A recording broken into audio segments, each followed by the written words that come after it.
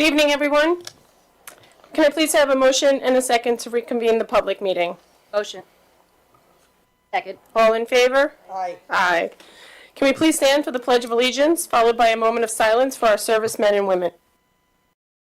I pledge allegiance to the flag of the United States of America and to the republic for which it stands, one nation, under God, indivisible, with liberty and justice for all.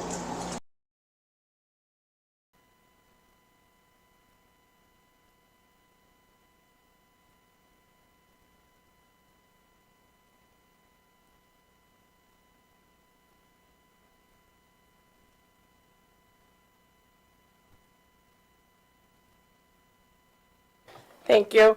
Will the District Clerk Pro Tem please call the roll? Melissa Torregrossa, trustee. Present. Jacqueline DiLorenzo, trustee. Present. Jacqueline Napolitano-Ferno, trustee. Present. Marisol Mallon, president. Present. April Iannatelli, vice president. Present. Oh, sorry. I forgot you. I'm sorry. No, that he goes last. Sorry, Anthony. Dr. Centimore, superintendent. Present, I think. Maybe I'm not. April Iannatelli, vice president. Present. Reza Kolahipar, assistant superintendent for administration and personnel. Greetings and salutations. Christina Poppy, assistant superintendent for curriculum and instruction. Present. Robert Hauser, assistant superintendent for business and operations. Present. Anthony Fasano, attorney. Last but present. Thank you. So tonight we have a lot of special guests in our audience. So without further ado, I'm going to pass the floor to Ms. Christina Poppy, who will present some of the awards tonight.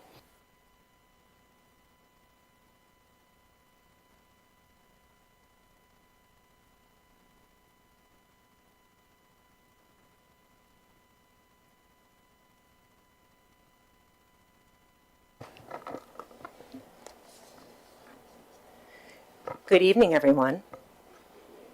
We have a celebratory evening on tap, and I'd like to begin this portion of the meeting by recognizing Miss Diane Rambold, who is a lunch aide at Duffield Elementary. Miss Rambold, if you wouldn't mind coming up.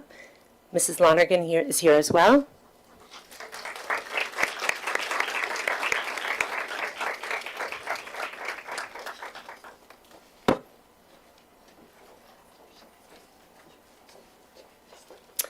And Ms. Rambold performed abdominal thrusts and dislodged a piece of bagel from a second grader's mouth and saved their life. So we are very honored and pleased to recognize her efforts here today, her quick thinking and her intuitiveness in terms of being helpful in our cafeteria. Thank you very much.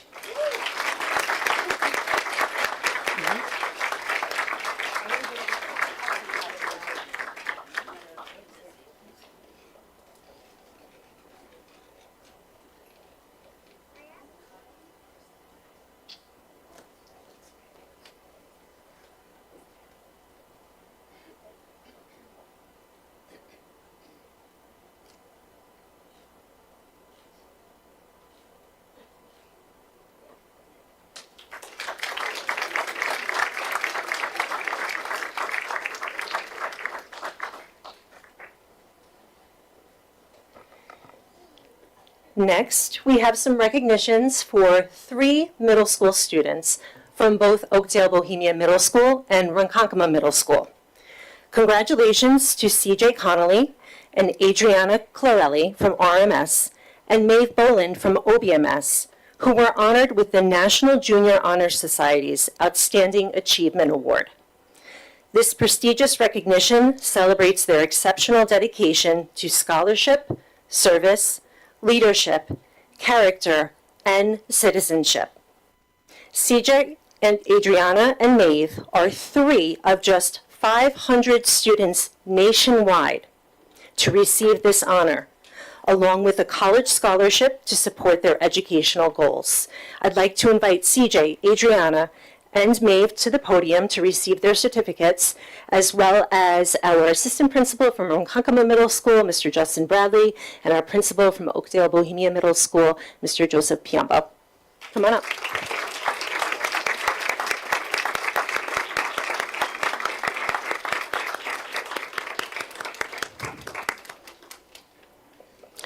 We also have Mrs. Lori Senia from OBMS, who is the chapter advisor for that building. So CJ.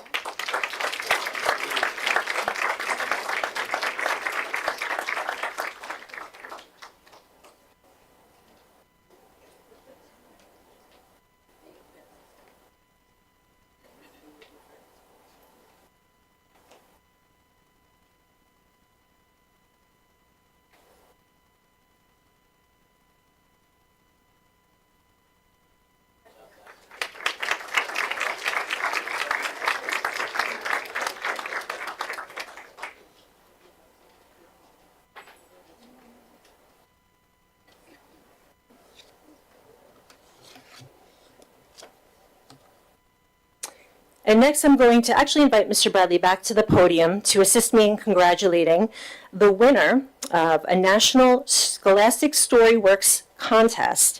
And this goes to Nicholas Delorio, 6th grade student at RMS. Congratulations, Nicholas.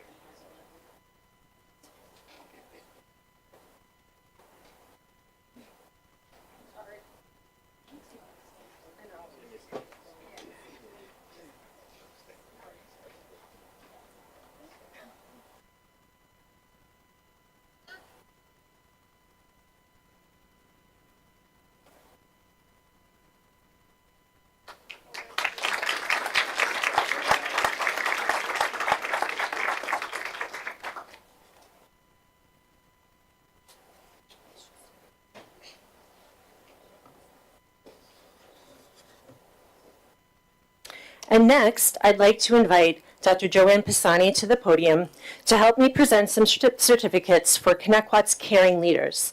Dr. Pisani has prepared a little bit of an introduction to who the Caring Leaders are and the reasons why their nominations are sort of coming to fruition this evening. Dr. Pisani. Thank you, Ms. Poppy. Good evening. Thank you to the Board of Education and Cabinet for the invitation to recognize a group of extraordinary student leaders. I am extremely proud of the students we are honoring this evening. These remarkable students have shown exemplary character-based leadership, receiving the Connectquot Caring Leader Award as part of our EASL initiative. One of the many goals we accomplished through the Mental Health Advisory Council was the development of EASL. Our district committed to fostering our students' emotional awareness and social learning through the development of this initiative created by our educators who utilize the foundation of Ruler to customize EASL. EASL is the process through which young and youth develop and apply skills necessary to understand and manage their emotions, set and achieve positive goals, build awareness for self and others, establish interpersonal skills for relationship, and learn how to make responsible decisions. To help build a culture of connection here in Connectquot, monthly themes were identified to help teach our students social and emotional awareness.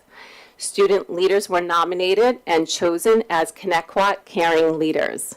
These students went above and beyond, demonstrating caring leadership, and are now showcased with a framed photo displayed on the Kindness Wall of Fame at Student Services. Through EASL, we are creating a climate and culture that supports the overall well-being of our school community. Thank you to our students for your leadership and dedication to our school community. You are all amazing. Thank you to the parents and guardians for raising such kind, caring, and compassionate human beings. Together, we can better educate and guide our students. At this time, I would like to recognize each student, beginning with RMS. RMS Influencers Caring Leaders, nominated by the school social worker, Ms. Nofi, who took the easel concept and created RMS Influencers. She truly embraced the easel initiative, finding a creative and relatable way for students to champion the district's easel themes and to spread positivity. RMS leaders are Roman Bradley, recognized for October responsibility. Roman showed responsibility and leadership balancing school and football, taking younger students under his wing. Congratulations, Roman.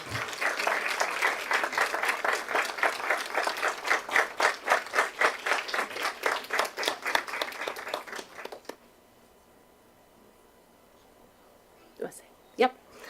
We have two other students from RMS. Alicia Wilson for November Gratitude. Alicia was recognized for her outstanding job in her acknowledgement of the military.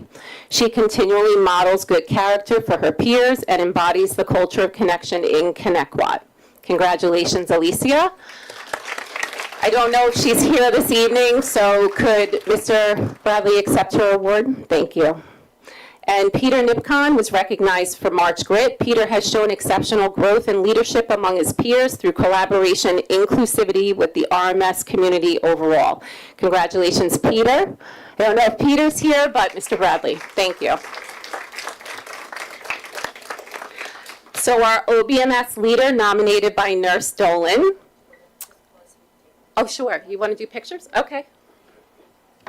We're going to do individuals and then a group if we could. I apologize.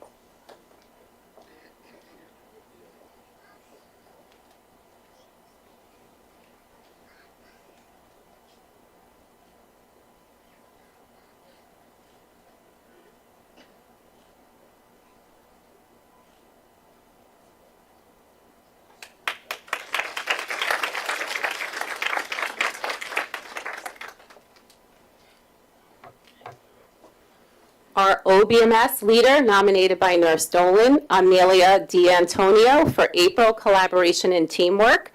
Emma was recognized for her positive attitude, demonstrating emotional awareness, fortitude, and outstanding physical adaptiveness to play sports from her wheelchair, and for introducing wheelchair basketball to her classmates in PE classes. Congratulations, Emma.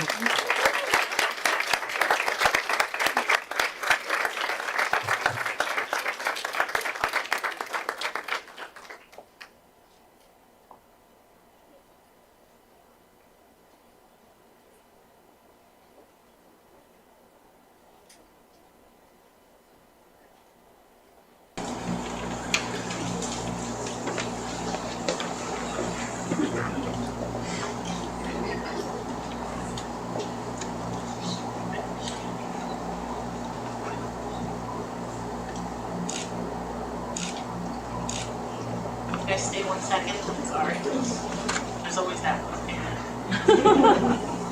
Thank you.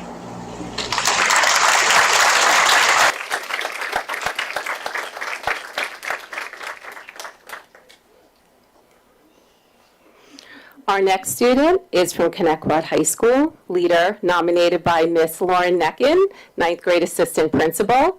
Parissa Rana for October responsibility. Parissa has shown responsibility by volunteering her time to organize and stock the high school's food pantry, ensuring that students in need have access to food pantry items. Congratulations and thank you, Rana.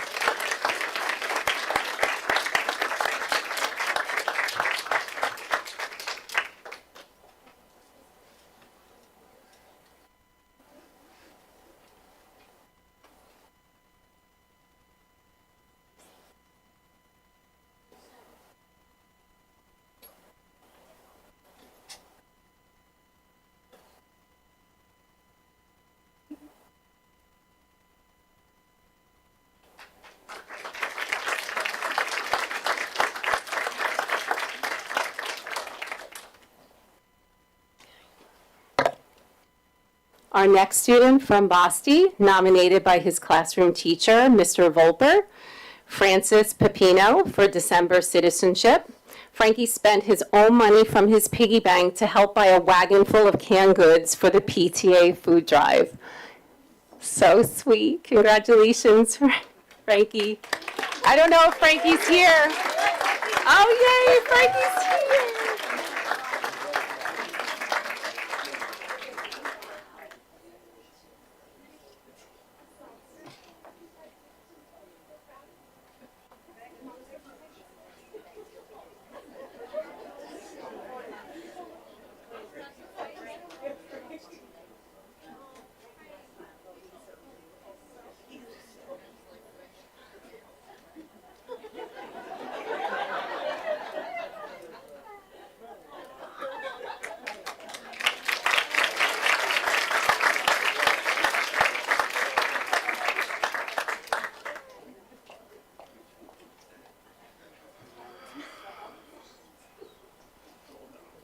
Cherokee leader nominated by school social worker, Ms. Pissarro. Aubrey Dean for March Grit. Aubrey is kind, empathetic, and passionate about making the world a better place. She showed bravery and grit by not only overcoming obstacles, but sharing her experience in the hope of inspiring others through a classroom presentation. Aubrey's message to her classmates is, it's okay to be different, never change who you are. Congratulations, Aubrey.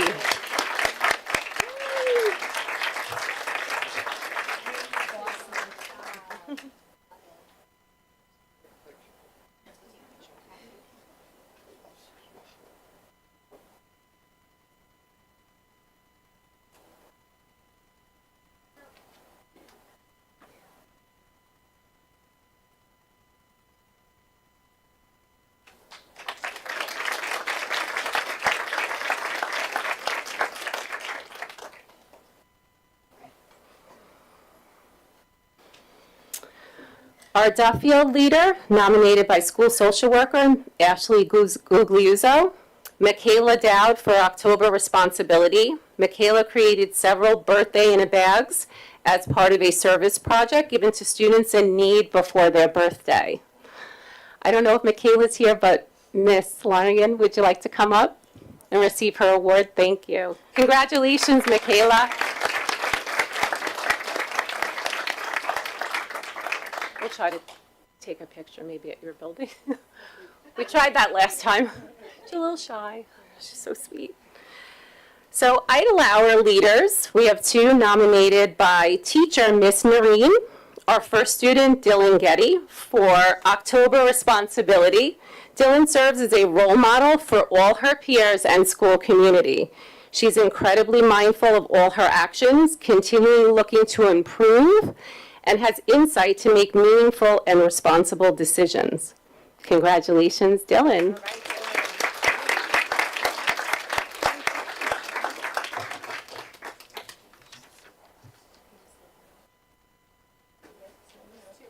There's two. Yep.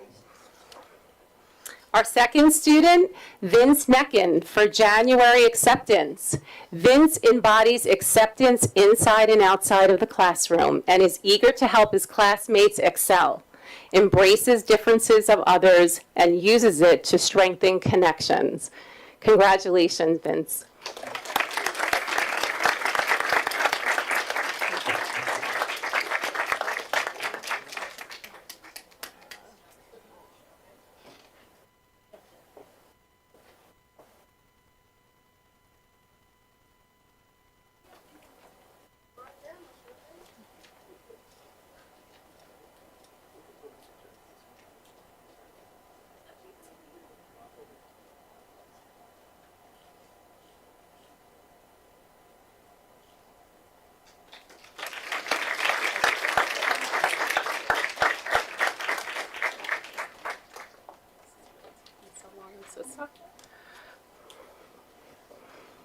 Our Sycamore leader, nominated by school social worker Ms. Michelson, Gabrielle Takach, for December citizenship. Gabby is a role model student and a prime example of kindness, honesty, and empathy. She's always willing to help a friend in need and be a safe place for them when they're going through a difficult time. Congratulations, Gabby. Thank you.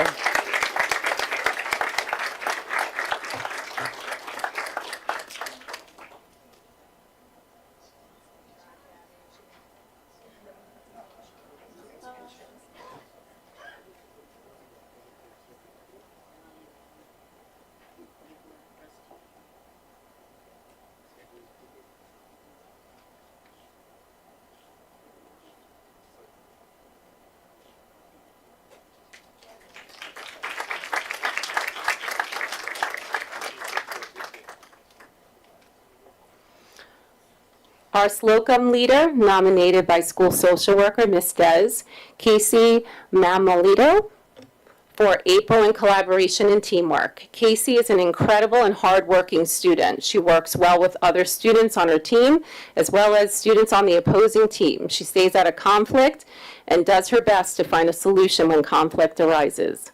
Congratulations, Casey. I don't know if she's here. Is she here? Yes, she's here.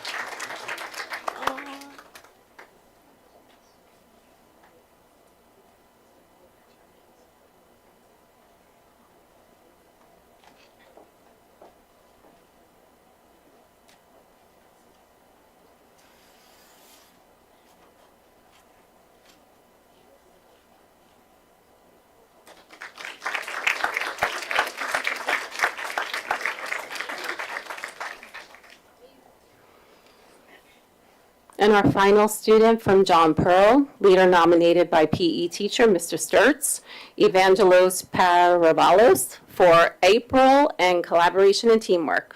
Evangelos always works well with others, encourages everyone to try their best. He lifts his teammates up and is a team player when winning or losing. Congratulations, Evangelos. Not sure, John Pearl. I think it's here. That concludes our awards. Can we do we want to invite the whole group up? Okay. Thank you so much to the board for recognizing our caring leaders, and thank you all for being here tonight. Congrats to all the students. Amazing job. And we have all of the caring leaders just together for one final photo op.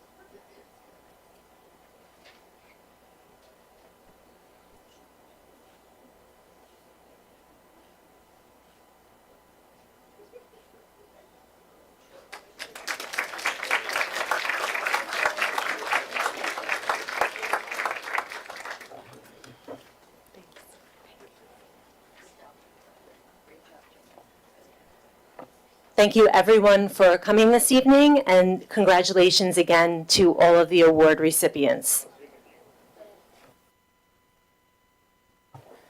Thank you, Ms. Poppy, and congratulations. Can we get a round of applause again for all these special kids? Congratulations to you all, and to the parents that, it all starts somewhere. Congratulations. Student government update.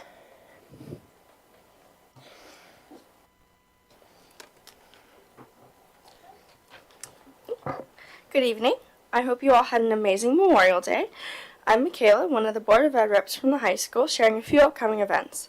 Connecticut High School's final Jazz Night is happening on May 29th, and it starts at 7 p.m. There's always amazing music, so it should be a fun time. Don't miss this chance to hear Connecticut's finest. Connecticut High School's Film Festival is on June 6th, so make sure to grab a seat and your popcorn for in an informative and entertaining night. I don't have the time, but when I do, I'll let you know. And for our current seniors, we had an amazing time at Senior Banquet on the 21st, and we're looking forward to our prom on June 25th at Villa Lombardi's. Cap and gown pickup is on June 3rd from periods 2 to 8. The senior barbecue is June 5th, where we are getting our yearbooks, lawn signs, as well as our senior field day.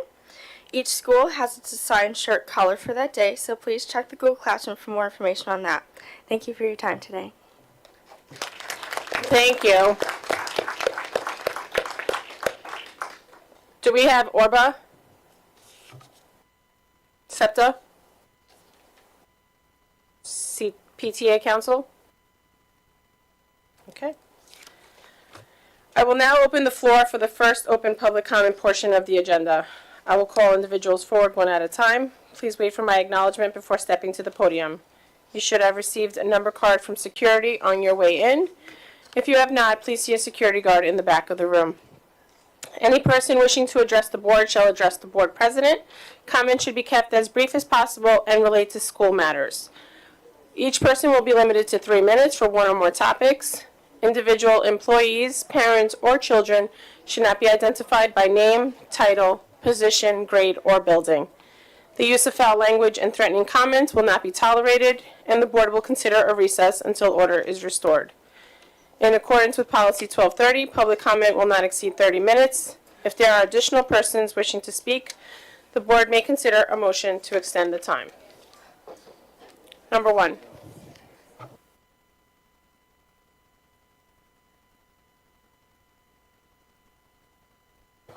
Hi. Good thing I don't have like a thin skin. Everybody walking out when I'm walking up here, you know, I'd be like, good thing I don't have that kind of problem. Right off the bat, thankfully, budget passed, great. In the movie industry, they say that's in the can, so we're done. Now we're looking at 26, 27. If I'm correct, that's when we got to start buying electric buses, right? Is that the year?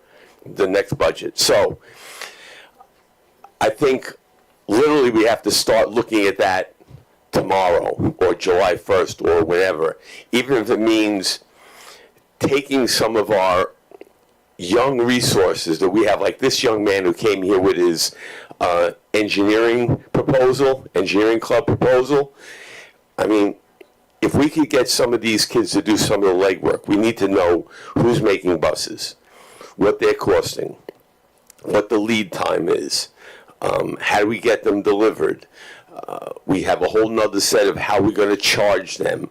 We're looking at 8 years to change over 120 buses. That's 15 buses a year. I think that's something that we've got to really start looking at very early, because everyone seems to have the idea that, oh, it can't happen, and then all of a sudden it'll happen. So that's something that I'm throwing out there. Thank you. Thank you for bringing it to the forefront. Definitely something we are definitely looking into. Number 2. 3. Is there anybody else? Okay. Can I have a motion and a second to approve the financial matters, items 2 through 9? Motion. Second. Any questions? All in favor? Aye. Aye. Motion carries. Can I call for a motion and a second to approve the instructional and non-instructional personnel items as presented? Motion. Second. All in favor? Aye. I am an aye for all the items.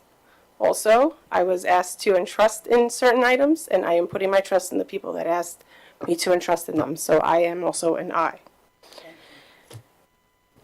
With that said, we have just appointed our new district clerk. We have Miss Sabrina Keller, who starts with us on July 1st. So welcome, Miss Keller. Miss Dr. Sendler, would you like to do the honors? Yes, and I'm also very pleased to welcome in a new capacity Miss Lori O'Hara, who will now be an executive director overseeing special education, professional development, and compliance services. So congratulations, Ms. O'Hara.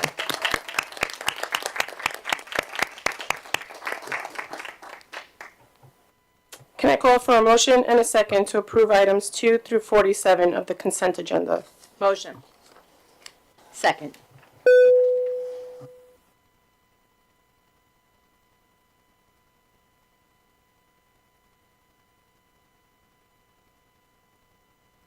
Ms. Iannatelli is pulling an item from the consent agenda.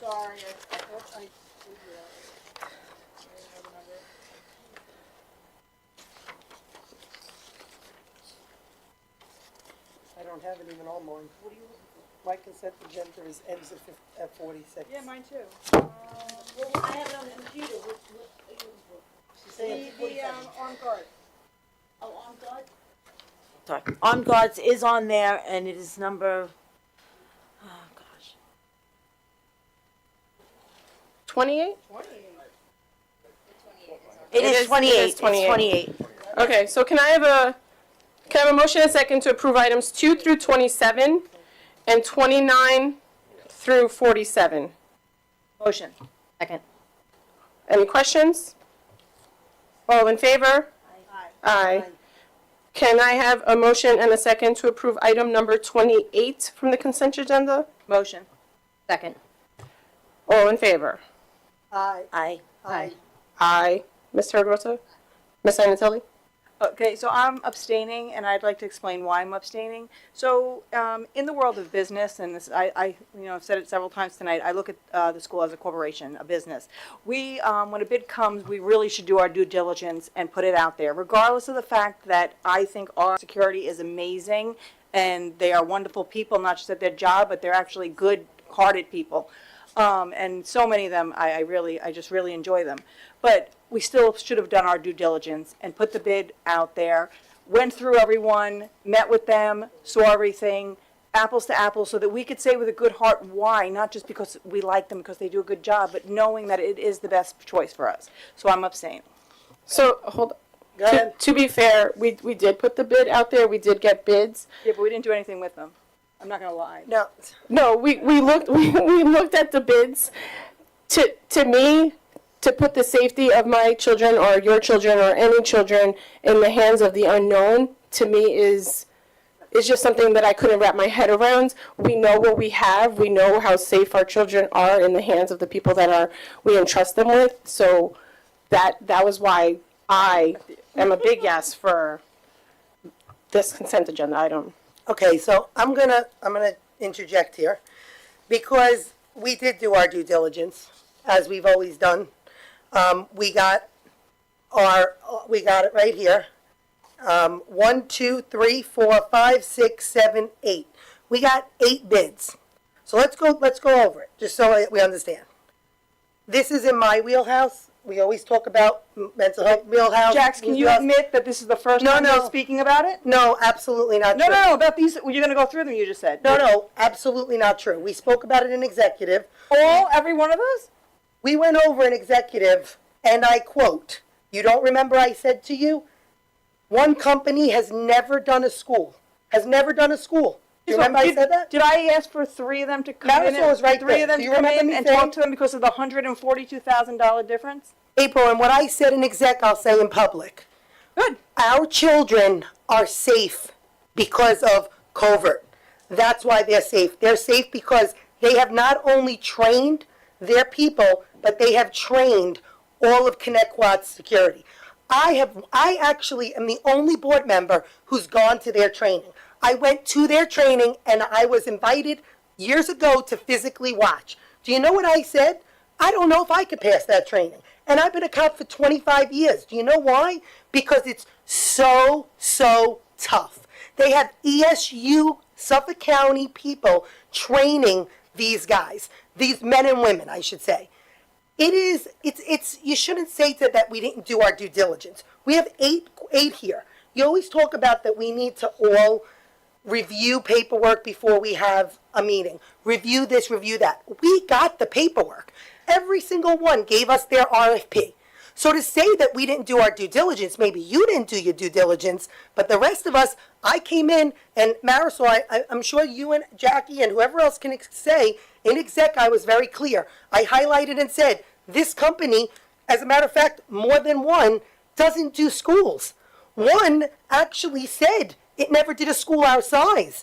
What are we doing? We have different school districts, Comac, other schools all over Long Island. I know Cold Spring Harbor, where I work, just wanted covert a year ago. Not after they had a threat. They had a threat, and then they decided, you know what? We need the best. So they came to Connecticut. They used Connecticut's model, and that's where I work. That's where I work, so I know it firsthand. So don't say that we didn't do our due diligence. Understand that this company that we're going with is the company that almost all of Long Island wants. This is not a joke. I know that Sachem has reached out to me personally, asking for our security committee paperwork, which I gave them.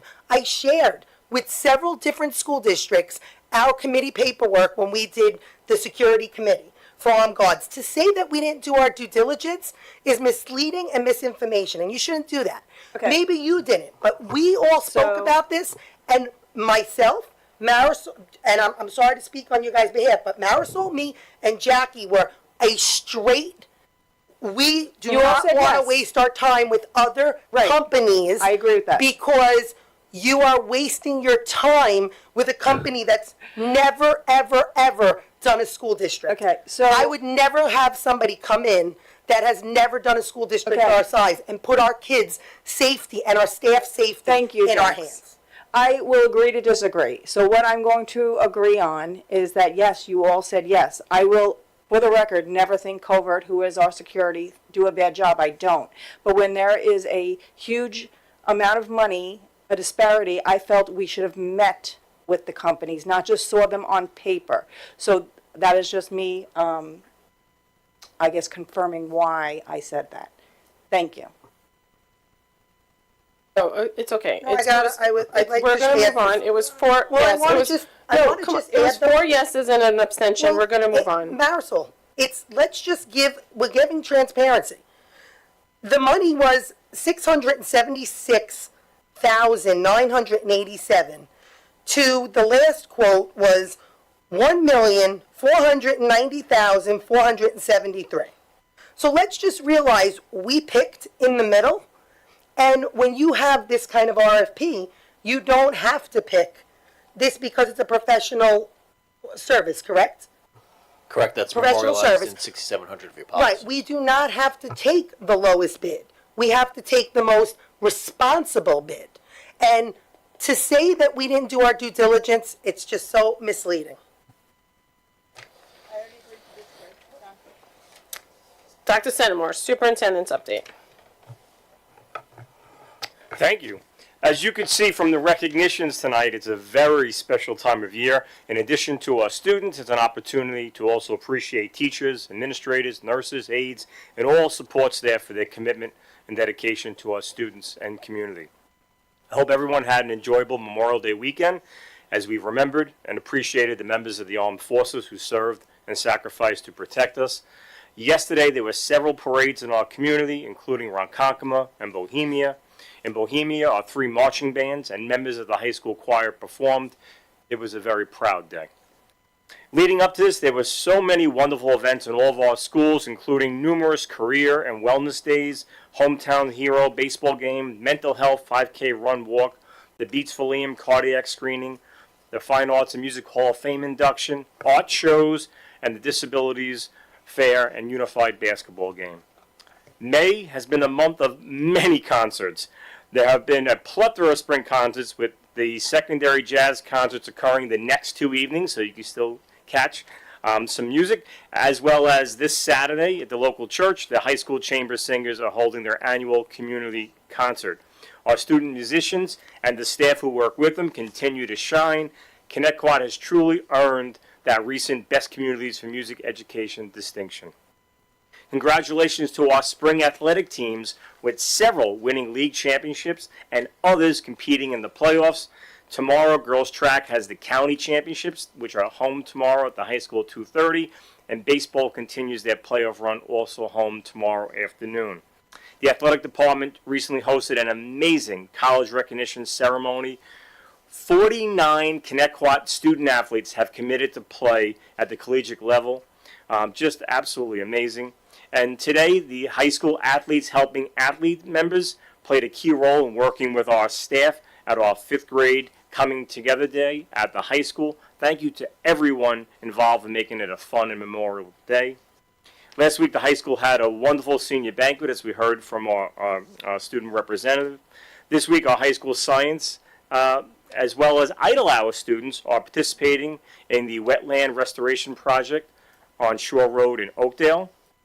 The last month of the school year is very, very busy with a lot of wonderful things. Immediately upcoming events include several academic and athletic award ceremonies. And the high school, something they recently started, they're having their BOCES program graduation ceremony, and that'll be on June 9th. In terms of some recent legislation that was passed as part of the state budget, what was also passed was the bell-to-bell ban on smartphones and other internet devices. So we have a robust size curriculum committee with many stakeholders from various groups. So that committee is going to meet in early June, so we can have stakeholder input, which would then lead to the development of a policy as Connecticut, along with every other school district in New York State, implements that ban. And as always, we thank our PTA, our SEPTA, ORBA, athletics, boosters, civics, and Rotary for all that you do for our students, staff, and community. And I see we have scouts in the audience, as well as all of our scouts as well. Thank you so much. Thank you, Dr. Senimore. Board of Ed committee reports. We have the policy committee, Ms. Inatelli, Ms. DiLorenzo. Yeah, we went over, I don't have my paperwork for that one, so I'm. Okay, I actually forgot mine at home too, but I'll do it off the cuff. So, we, in the policy committee, went through the policy of our student officio representative who's going to be sitting on the board with us.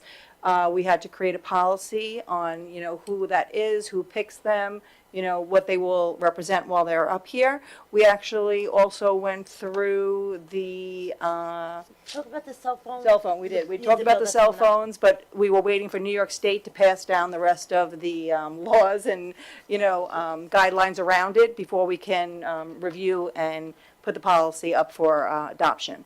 So that was more or less, and I we think went that was through it, and I believe the cell phone one, if I remember correctly, we have to have that policy by August 1st, is that right? Okay, so then we'll continue to work on that, but yeah, that's what it was in a nutshell. Can I just ask, there was a heat one, right, or what's it called? Yes. Temperature? Yes, John Maximum- Allen actually maximum came in heat. and spoke to us about it. John, do you mind? That one starts Speaking with- also in September, right? I think so. So what I shared with the policy committee is Connecticut is very well positioned to be ahead of the heat requirements, the cooling requirements, I should say. The state says that once a classroom or space gets to 82 degrees, you need to start coming up with creative alternatives to cool spaces. No real good way to do it. We sit here, we look about the security of our buildings, we look about making sure the doors are closed, the windows are closed. So how do we do it? Air conditioning. It's an initiative that this district and the community undertook back in 2022. We are well underway as far as bringing those plans to fruition. Many of the buildings have already been air conditioned. We're working on several more right now, and the last two have been approved recently, and we're going to be working on those as well. So the one thing I can say is because we're putting air conditioning, formal air conditioning in all of the buildings, any space that does not have that equipment as of yet, because we're waiting either for the equipment or the electrical to run it, we're moving air conditioners around, and we're going to make sure as of September 1, all instructional spaces, classroom spaces are well positioned, so we shouldn't have an issue with the policy at all. Thank you very much. Thank you. Mental health, Ms. Terrarosa, Ms. DiLorenzo? Okay, we had our mental health meeting, May 7th. We talked a lot about the wellness days, and the mental health run that we had at the beginning of the month. We talked about that. A thank you to Ms. Neckin for that. And we also solidified a date for our Community Wellness Day, which is going to be Saturday, September 27th from 11 to 2 p.m. at the Connecticut Public Library. And the plans for that will be happening over the summer, so we are working on that. Great day. Last year, I think we had over 500 people. It was huge. We had wonderful vendors, so that's going to be coming up next school year.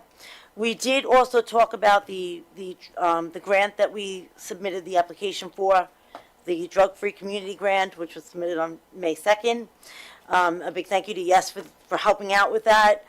And let me see, talk a little bit about the different subcommittees, bullying prevention, drug and alcohol task force. And I'm trying to think. I think that just about covers. I don't know if you want to add something to it, Melissa. I think that covered. Oh, and we started talking about the mission statement, like the mission statement for the committee and the vision for it. So we got a copy of what we currently have, and we're going to come back and continue to work on it. But you hit everything else. Thank you. Bully prevention, Mr. Grossa, Ms. Napolitano-Ferno. So, I'll start? Oh, okay. Yeah, you're right. So, we spoke about character citizenship, parent workshop, peer discussions that's coming up. We spoke about student voices, ambassador training through LICAB, ABC review, student input. We reviewed the goals, the mission of the task force, the accomplished goals, the new goals for 2025-26, K-12 bullying prevention programming, that words matter, and student ambassadors. We did emotional awareness, social learning, a monthly theme in May, well-being and self-care, caring leaders, the Kindness Wall of Fame. We spoke about ConnectQuad influencers that started at RMS, but that they were looking to make bigger throughout the district. We spoke about school-based teams, a report, what each school is doing to address the bullying issues, and the SCDA, the Suffolk County DA's office presentation they're going to have in the fall of 2025. That's the one we went to, was it Colmac we went to? Yeah. Colmac. I went with Dr. Sensimore and Dr. Prasani to see the hate crimes and bullying prevention at that high school. It was a great presentation. That's pretty much what we went over. Health and safety, Ms. Napolitano-Ferno. So we went and visited the pool. Hold on, I have my notes on my phone because for that one. So we went to visit the pool and we got a site tour and it is incredible. What they're doing is absolutely incredible. We went over distributing and reviewing the minutes from our February meeting. Then we went over the capital projects update, the HVAC and electrical, the roofing, the high school pool renovation, which we actually went to. It's coming out great. The playgrounds, the exterior mason projects, potential projects in NYSID. We went over the reconfiguration of the high school director suite and finishing up lead testing phase 1. A spring 2025 survey is underway for AHERA. And we went over some other new business for the committee. Otherwise, like I said, we took most of the meeting, half of the meeting, we ended up at the pool and we did a full tour of the basement, where the pool is right now, and it's coming out incredible. What they've done in the way of painting, the walls, and everything looks great. When do you think the pool will be ready for use? John guaranteed. There's laughing. He said September. I heard it. So, from the onset of this project, we've been talking about an April 22nd opening so that the fall season could start there. I can't say one way or the other at this point. I can't guarantee that. What's happening is... You said April 22nd? No, August. August 22nd. August, okay. So the fall season, if I said gonna April, I 2020, apologize. Yeah, August 22nd, okay. I apologize. So the system that we're using is a very, very proprietary system, and of course, with all of the changes to the tariff and the customs and all the other fun stuff that's coming with those changes to big business right now, we do not have a delivery date for the pool itself. So we're still working on that. As soon as I get any kind of confirmation from the contractor, I will be sharing it out immediately, and there will be no surprises. But we're doing everything we can to expedite some things and to keep moving forward so that when the pool comes, it's the last thing that we have to do. We're actually prepping the walls this week for the tile and everything else. So we're really getting down to the point where we need the pool's infrastructure itself, but keeping our fingers crossed right now. Knock on wood, right? A little bit of that. Thank Yes. you. Board of Ed topics. AP Psych, Ms. Napolitano Furno. So there was some issues this year with whether the test was going to be given or money was going to originally be given back to the students or families for this test, and also the preparation for the test.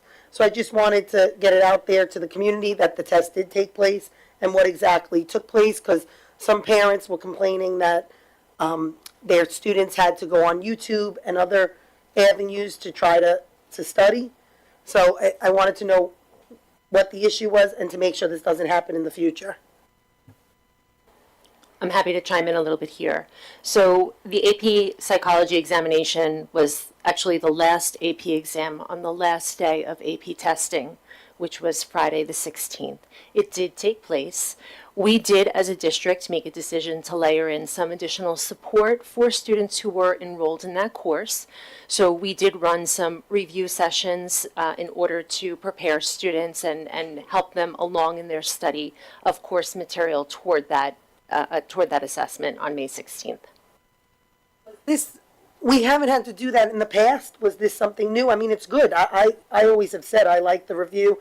I like what you guys are doing also with, I think it's geometry, math. They're doing all sorts of extra help. I think that's excellent. But in this specific case, it sounded more like this test was going to actually be canceled. Was that on the table? So that wasn't on the table. This was really in response to a unique circumstance and situation that was taking place internally. So it was just a layer and a measure of additional support for our students as they approached the test. AI, Ms. DiLorenzo. So I had done through work a webinar about AI, and which is in many ways is fantastic. I've done many things with AI which are really, really awesome, especially given my career. But there were some other things that were covered in a different webinar that I had done, just things to keep an eye on that I thought was very interesting to share just with parents and here the district. That it can be concerning too when a child is, new technology. It's great until it's not. You have to, learn how to use it properly. And some interesting statistics that came up with this that I thought some things were, kind of concerning. A lot of teens, 7 in 10 teens, Common Sense Media report, use at least one type of generative AI tool. They use it for a variety of purposes, but a lot of times for homework. Sometimes they don't even, without their teacher's permission. Only about 37% of parents whose teen actually reported using the AI thought their child had used it. So there's a whole bunch of parents that didn't even know. And some of the things about AI that I thought were really, really concerning is that AI kind of sort of, while it's great, it doesn't really have much of a moral compass. So a kid could connect with AI, think that they have a connection with them like it's a real person. They're losing the social connection with actual people. And I think so. I kind of think this touches on the mental health and also the curriculum, things to keep an eye on. And I did bring this up during the Mental Health Advisory Council meeting. My concerns about that with, the mental health portion of it, that students are really using it instead of connecting to actual students, other people. And of course, the concern about homework and, the fact that AI doesn't, it'll turn up things like that may be the most popular. And I want to just make sure that we, as a district, are teaching AI in a way that is responsible. So students are not using it just to say, hey, write a paper for me. And there's a paper, and nothing that's on the paper is actually going into their heads. So it's concerning to me to be able to keep up with that. Of course, in my profession, we keep up with everything with technology because we have to.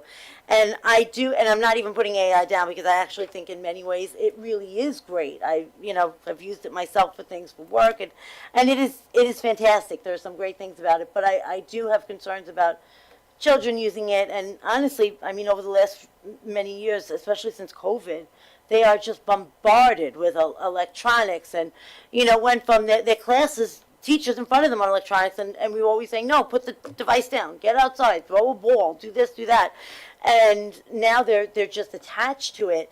So I just want to make sure, and advocate that we as a district are keeping up with it on the academic side, the mental health side, to properly guide our students so they are still learning and their mental health is still okay with this constant bombardment of technology that's changing almost yearly. There's something new that we have to tackle and take care of. So I could speak to that. Our IT department, led by Liz Weiss, formed a teacher AI committee to put together instructional guidelines and also professional development.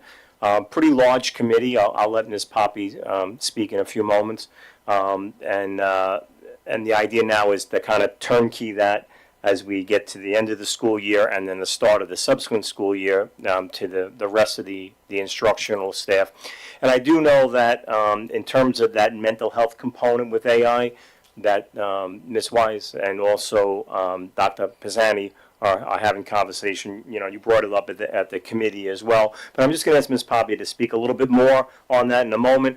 And one of the things that we were thinking of is that maybe in the fall, this might be a nice opportunity to invite Ms. Weiss in to speak to both the AI initiative and also, this summer we're also rolling in a new website. And so it might be a nice opportunity in the fall for her to kind of present on both if the board would like. But Ms. Poppy, if you could just speak a little bit more on the AI. So universally, I think that we share some of the concerns that you raise, right, in terms of that idea of bombardment, the different types of opportunities that children have at their fingertips, and the availability of these different types of opportunities. So Dr. Centimore mentioned that internal AI committee, and it was very well attended with representation from all levels and from all stakeholders within the district. So it was a continued conversation across most of this school year.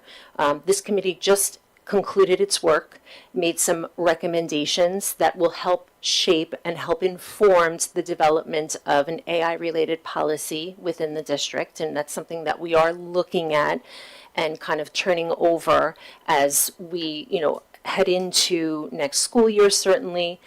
We've considered what's available to students, and as you know, everything that we onboard here in the district has to be Ed Law 2D compliant, right? That's a requirement.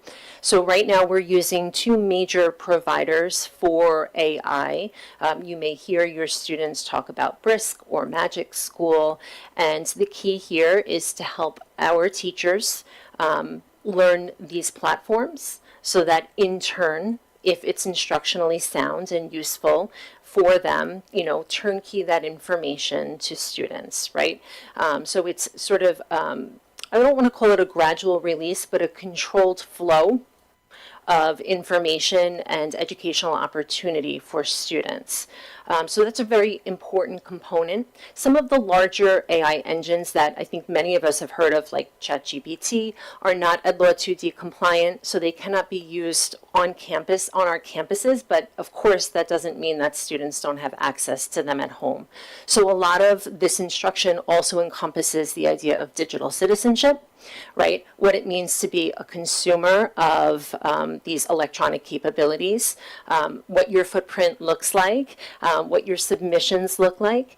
And, I think although this entire movement is relatively new, we've been using AI-based products for many years, right? So our secondary students are very familiar with Turnitin.com, which is a checker, right? So I see some of you nodding your heads. Maybe you're familiar with your students submitting their papers into that platform. It's reviewed, and then feedback comes in terms of matching material. That's a form of AI. So it's sort of raising awareness to what AI is, and then it's introducing these new platforms in a controlled way, and it's essentially expanding and enhancing the educational experience for everyone. So it's a tall order.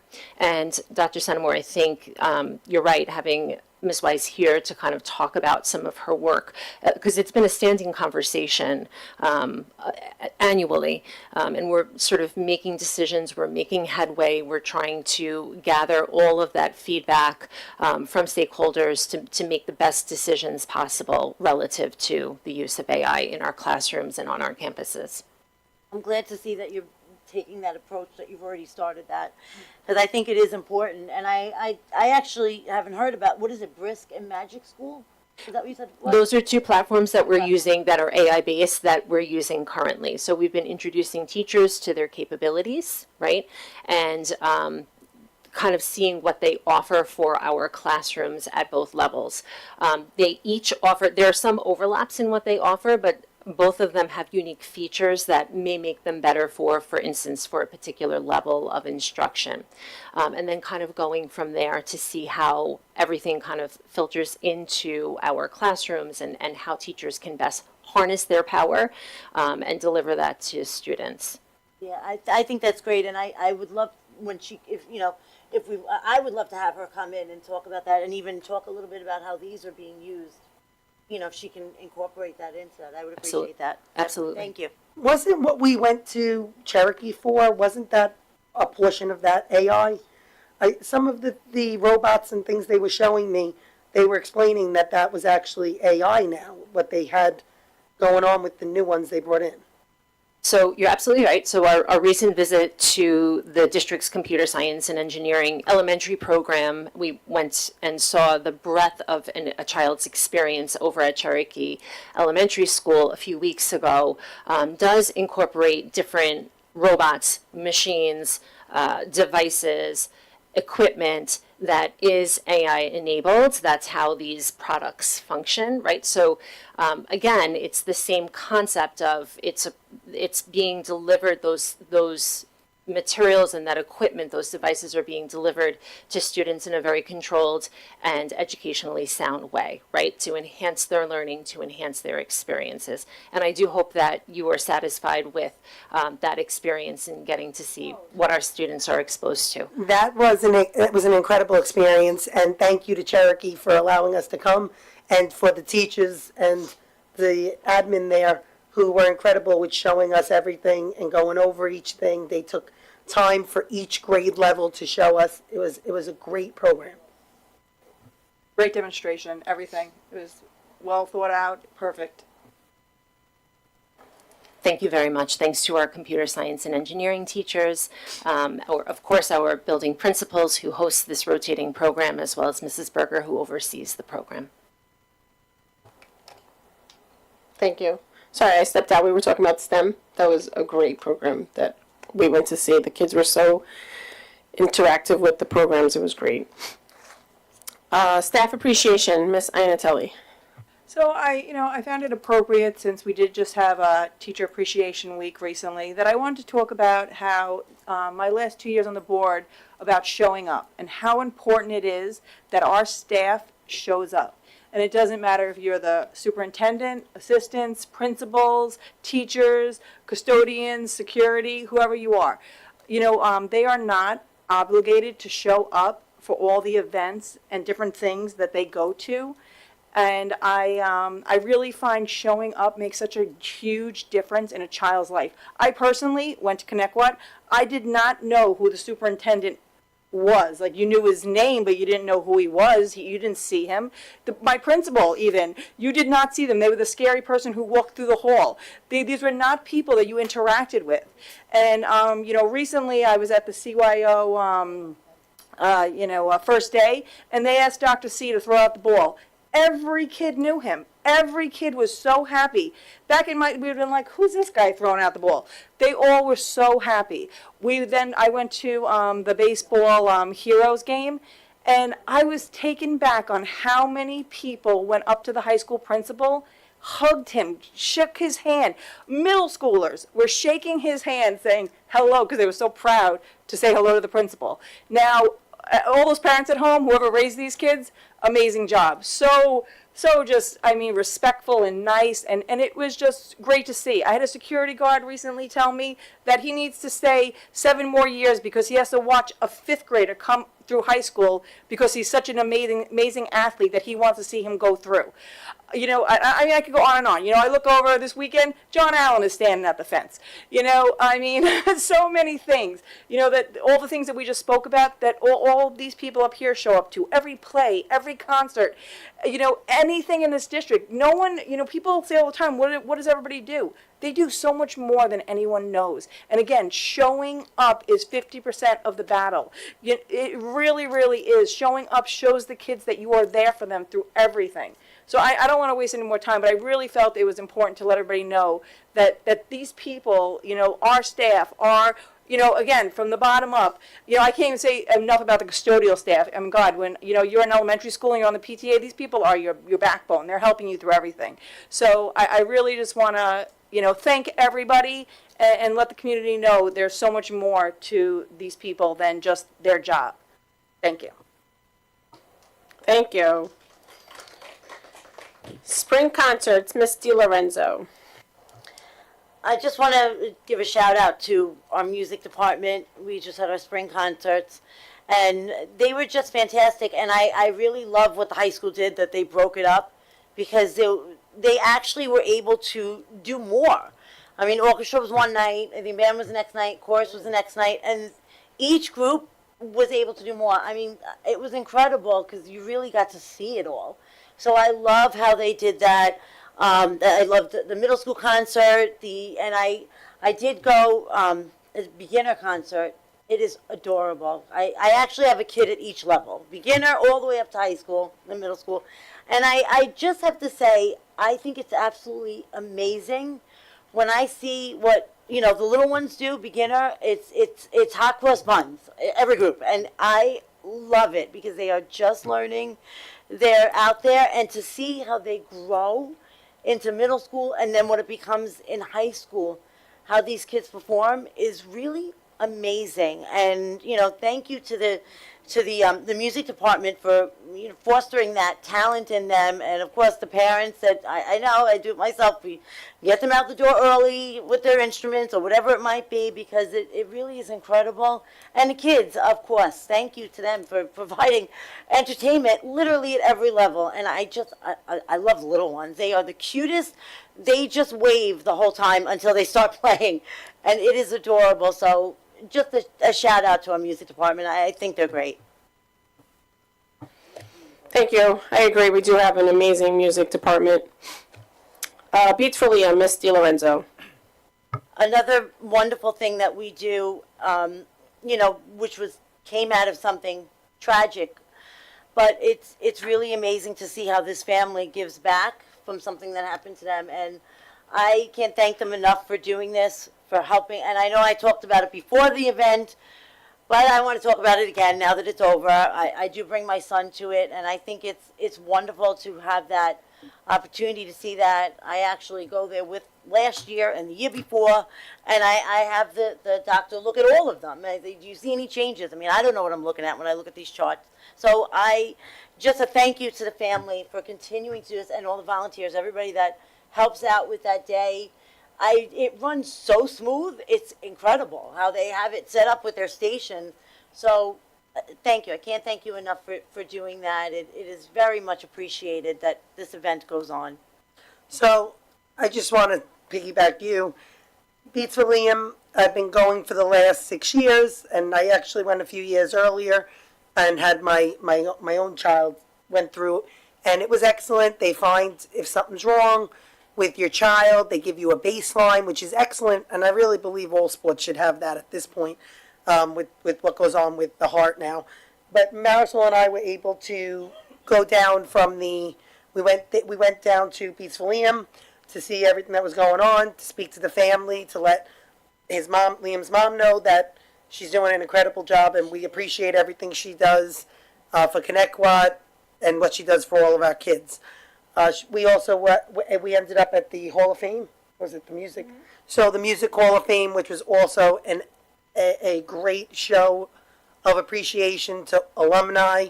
It was a wonderful event that they've only done the last few years. What is it, 2? Because we've been to both of them. I think it's right. So it's been the last 2 years, and really, both were going on at the same time. Both fantastic events. If you have a child that next year you can bring for Beats for Liam, even if they're a year younger than they say, they'll take them. If you write them, she's very good with trying to get students in, even if they're a little bit younger. Agreed. Beats for Liam is just taking a tragedy and turning it into a positive. It's just such an important thing to have your children checked and looked at. Everyone should have their children looked at. Senior Time Machine, that's me. So there's a trend on TikTok, actually, that I saw about the Senior Time Machine. So what it is it almost looks like a time machine that's put up, and you have kindergarten students walking in one door, and then you have the seniors walking out the other door. And I think that would just be such an amazing thing to bring to ConnectQuad for our senior walkthrough. Just something to put at all the elementary schools. We could have somebody from IT come in and video it. We could have our 12th grade assistant principal upload it to all the parents. And it would just be such an amazing memory for the parents to have, like, see their kindergartners walking in and then the seniors walking out. I love that idea, Marisol. You know what else I saw actually online? I don't know if you saw it. They had one of the schools did a senior day where they actually had kids in kindergarten make a video and ask themselves 3 questions. Did you see? It was incredible. So they asked themselves 3 questions on this video. Then they saved the video at that school or however they saved it. And then the kids went back as seniors and they answered those 3 same questions. They said, now that you're older, what 3 questions can you answer these questions? It was incredible. I wish I remembered where the link was. I would send it to you guys. But I watched it and it brought tears. So it's just things like that are incredible for the parents, for the students, just to make the memories with your seniors. Agreed. And I know that every school has their thing when the seniors go for their senior walkthrough. I know that my children are Sycamore, so they try to recapture their 5th grade yearbook picture on the playground, so they do that again as seniors. But I think if we brought this to all the schools and just try to bring that would be amazing. Unified basketball, Miss Napolitano Farno. So today was Unified Basketball Senior Day. Great job. Really, like I said, Unified Sports are incredible. I've been advocating for them for years. What I heard today from some parents and from some special education SEPTA, PTA, was what can be done to incentivize having more participation from our gen ed kids. We only have 2 general ed kids on our unified team this year. And in the past, we've had several. We've had so many. So is there a way to give these students community service? Now, I know it's under Section 11, so I know you have to follow rules and regulations. But is there something that ConnectQuad can do? Because it is nice for the kids that are on the special education side to have that extra help from the gen ed side. I mean, if you want to see inspiration, if you want to put things into perspective, go to a unified basketball game, go to a unified bowling event. I promise you, you will not regret it. I go, and every time I go and I see these kids make a basket and cheering, I have to tell you, I have never cried so much as when I'm at those events. Those events will remind you what's really important.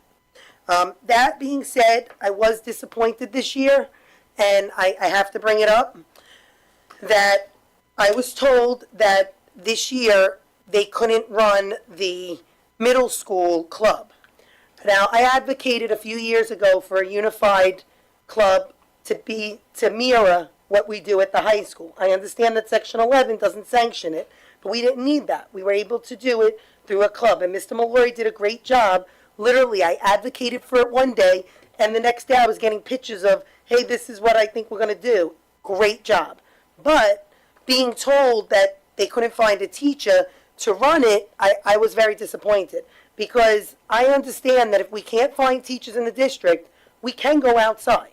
I understand contractually what the issue is, but we need to do a better job of, if we can't get a teacher in Connecticut, that's fine. Let's open it up to other people. It needs to be opened up, because that's something that's so important. We see how much the kids love it at the high school level. Why are we not making sure that we continue something that was advocated for, not just by me, but by SEPTA, by the special ed parents? You know, we need to continue making sure we are inclusive, not just we say, we love inclusivity. No, let's actually be inclusive. The middle school and even the elementary schools should have a unified program, even if it's something that we have to pay outside teachers or outside people if we can't get teachers to do. It really needs to be told that that's why it wasn't done is unacceptable. So I do want you to know that Mr. Mallory is committed to going at it again and giving another effort toward establishing that middle level unified team. Again, that's for sure and for certain. And you know what, I didn't, Mrs. Mallon, I didn't have a chance to turn on my microphone quickly after you were finished talking about the time machine. So if I may, Yeah, absolutely. we did receive some additional requests for something of that nature from a member of the public. And we have considered it as a group of administrators at the elementary level. And because every building has its own traditions and its own practices and protocols relative to the upcoming senior walk, I am making the recommendation that the principals bring that idea to their shared decision-making teams at the building level so that they can best kind of gather all of the people together who would need to be included in that type of decision-making in order to have that discussion. So I do want you to know that that was a conversation that we had between last week and certainly today. I was going to say early this week, but it's the first work day of the week. So it's been an internal discussion at this point. That's great. I really appreciate that. Thank you.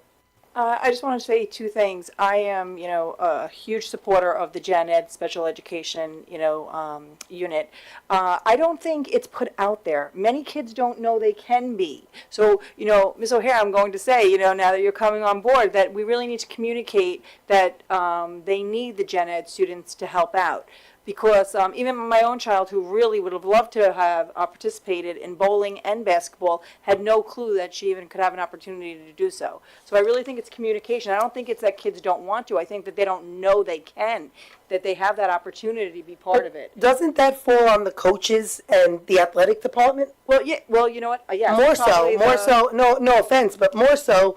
When we talk about sports, we're talking about the athletic department. When we talk about sports, we talk about our coaches. So a coach has to, try to get people, encourage people to come play. Right. So, communication really is key. We need to get it communicated. The second thing I wanted to tell you is that we do have guidelines in the school district that if you want to be a coach, you actually have to be a certified coach to even apply. So, I really don't know what the problem was and why we didn't go outside, because that is in the contract. We go outside if no one applies inside, but they do have to be a certified coach. We can't just take someone who just wants to do it. Yeah, listen, I know the contract inside and out, because, we've negotiated a few times. But I also know that if you can't get a teacher in our district, you can go outside to teachers in other districts. And I know other sports that use teachers in other districts. I also know that we should be advocating for all sports to be equity across the district in regards to if we give, we shouldn't be picking and choosing who we give assistant coaches to, too. There are sports that have asked for assistant coaches, and we still haven't even entertained it. Yet there are some sports that you'd be like, oh no, they need 2 or 3 assistant coaches. No, so I'm saying it should be equitable across district, and I've been saying that for years. Okay. Grant, Ms. Napolitano for no. So we received a grant for $125,000. I wanted to know a bit about that and where's the money going to go to? Do we know yet? Or the grant that I thought was approved for $125,000, It's still negotiated, like, we submitted for it, but it has not been approved yet. I thought it was approved. No, we applied for it. It's $125,000 a year for 5 years, and then the opportunity to reapply after that. This was the grant that we worked with. Yes. Yeah. Yes. That's what I'm saying. I'm on that committee with Right. you. Right. So I But was the grant was wondering- just submitted. We're hoping to hear soon about it. But was that money only allowed to go towards what Yes does, which is the bullying, the alcohol, drugs? What is it going to be in response to? Or is there parameters that we have to follow with that kind of money? I just want to say that in our committee, I know they a little mishap with that committee day. And I said in our meeting, they used it towards an after prom party. They used it towards just things for the kids. It's very flexible on what you can do for the children and make it so it's a safer, happier, greater environment. But that's a big thing, doing an after prom party, that was just so that kids didn't go out drinking, they were safe. But they had food trucks, they had games, they gambled actually, there were so many things. So I don't think, because we don't have the money yet, but I'm sure, many committees will be involved in making the decision on where the money is going to be spent. I just wanted to know if there was parameters, because I hadn't heard yet. I just heard about it, but not, that's great. If you can do something like that, that's incredible. Thank you. Does anybody have any other, Mr. Grosso? I actually have a question that when the electric buses got brought up, I thought of. Have we done anything to work towards, I remember reading, and I'm going to say this loosely because I don't have it in front of me, the fleet electrification plan, I believe it was, through the Energy and Research Development Authority, because we got, if I read it correctly, you got extra money. If you submitted this plan to them, you got extra money towards the purchase of the buses as well as the batteries or the charging stations, and I just don't want to fall behind if that's an opportunity. Yeah, so the electrification study or the electrification plan that you're referring to, if a district goes through NYSERDA, they will pay either 50%, or if you're a qualifying district, mainly wealth or income-wise, they'll go up to 70%. So a district like ours would have to pay half of the cost to have that study done, and then we would be reimbursed by NYSERDA. So we have not done that yet. We've actually filed our initial plan back in last August with the State Education Department. So there's no requirement yet to do an electrification study.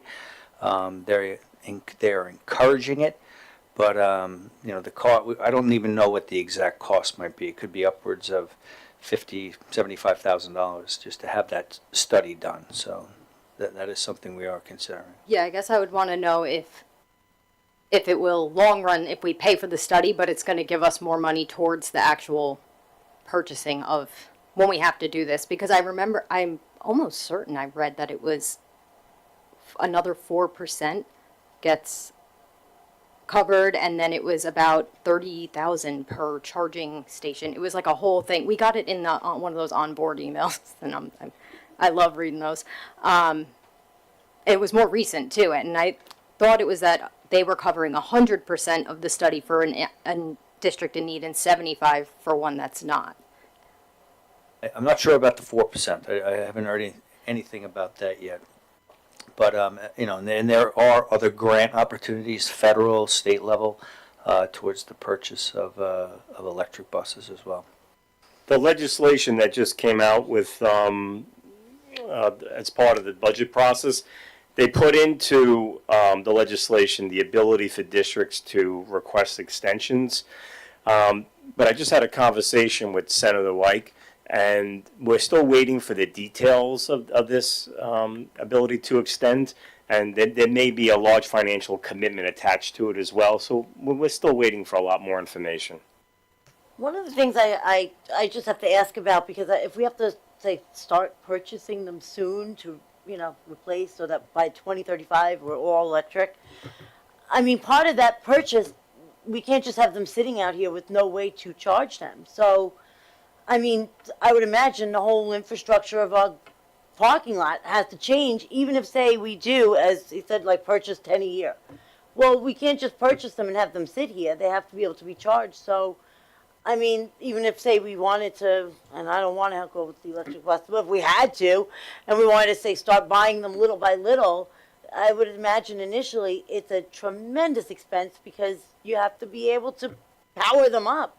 And that has to change before you even change the whole fleet over. So, I think there wasn't there an issue already though with that there's already hazardous issues and dangerous issues which even putting these in this location. You would have to find a location that's safer, that's bigger. I mean, there was all sorts of, I thought, issues with I that. think you're right, there was.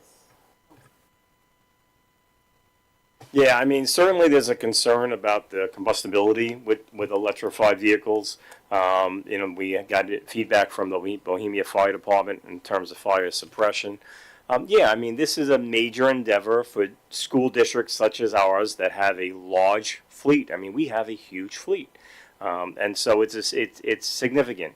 Right now the grid can't support it, which is the problem with the timeline. We got, again, like I just said, we got to get the details about being able to apply for the extension. And even with grants and everything else, this is going to be tens of millions of dollars in infrastructure. And when a big bus is 400,000+ and a small bus is 200,000+, which is about 3 times the normal price, this is big money.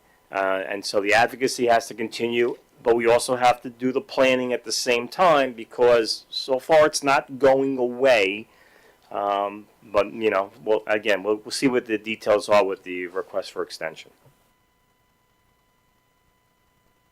Thank you, everyone. Anybody else? Does anybody have a public comment before I read all this? All right, can I? Can I have another comment? Sure. I will now open the floor for the second open public comment portion of the agenda. I will call individuals forward one at a time. Please wait for my acknowledgement before stepping up to the podium. You should have received a number card from security on your way in. If you have not, please see a security guard in the back of the room. Any person wishing to address the board shall address the board president. Comments should be kept as brief as possible and relate to school matters only. Each person will be limited to 3 minutes for one or more topics. Individual employees, parents, or children should not be identified by name, title, position, grade, or building. The use of foul language and threatening comments will not be tolerated, and the board will consider a recess until order is restored. In accordance with Policy 1230, public comment will not exceed 30 minutes. If there are additional persons wishing to speak, the board will consider a motion to extend the time.